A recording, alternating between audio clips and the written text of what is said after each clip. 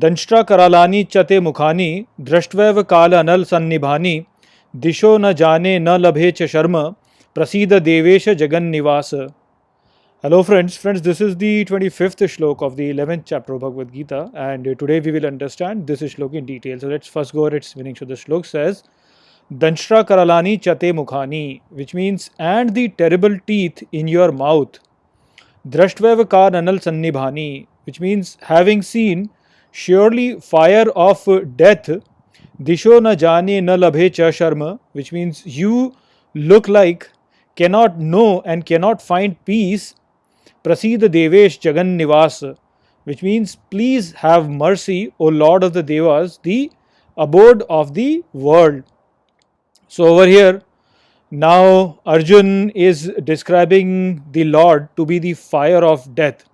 So he says that I see your terrible teeth in your mouth, and by looking at that, I can surely say that you are fire of death. You are looking like that, and I cannot really find peace, and I cannot know you. So please have mercy on me. So basically, the idea over here is to think of the supreme vision of the Lord to be the fire which causes the destruction of everything.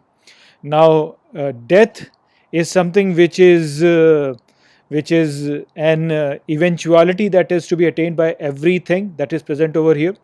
So we know that any entity which has come into being will eventually go to death. So there is no way to escape death, and so death is something which is certain, and yet we are uncomfortable about it. If something has to happen, then we should be comfortable about it. We should say, okay, this is something that has to happen, but that is not how we behave. We are not comfortable by death, and that is because the idea of death reminds us of our mortality. It tells us about our impermanence. It tells us about the fact that our existence is one day going to come to an end, and we will lose everything that we have accumulated over here, and we will lose everything that we love. So it makes us aware of the falsehood of our existence and the falsehood of the existence of anything that we love. And since this sort of an idea, which is basically reminding us that all the pursuits of our life are basically a waste because eventually everything will be destroyed. So this idea is something that we are not able to face. So due to the uncomfortableness of this idea, because this is something which makes us realize that our existence actually in that sense is meaningless, so we decide not to think about it, and we live our life as if we are going to live forever and our life is never going to end. So in order to attain God, what is necessary is that a person is able to get over this fear of love, a fear of death, where the person is able to get over this idea that he is living on this world forever, and to basically overcome this illusion of knowing that we are going to live here forever.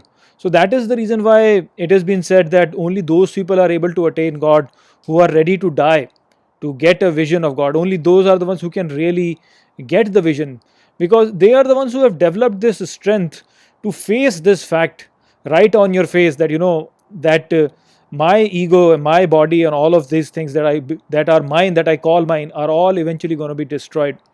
So when a person is able to get that idea, then only he can get the grace of looking at the Lord.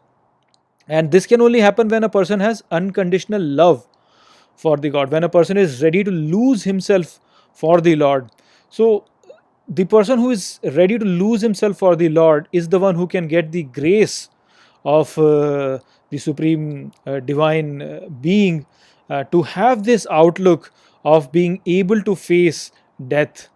So that blessing is what Arjun is asking for over here from Sri Krishna, wherein he's saying that I value the union. I should start valuing the union with you, and not be scared by all these things that I'm seeing over here. How your mouth is full of fire, and there are terrible teeth which are destroying everything. So this fear of death is something that you have to overcome if you want to really gain the union with the divine. And you have to understand that a person who has actually been able to uh, realize God, or been able to come in union with the divine, is the one who will never fear death. He will actually look forward to death, because that will be the time when his separation from his beloved is going to end and he is going to merge into his beloved. So that is basically the idea over here, wherein Arjun is saying that I look at your this fierce form and I am not able to find any peace or any stability. So please have mercy on me. Give me your grace so that I can develop this courage to face you, to face this fact that death is eventual. Because most of us are not ready to face it, and we just close our eyes and live our life as if everything is fine. But the reality is that our lifespan is very, very short, and all of us will actually, all of us, when we identify with our ego and our body, we will die. So that is the idea presented in this shlok. I hope that I have explained this shlok well to you. With that, I'll close this video. I will see you in the next video. Take care.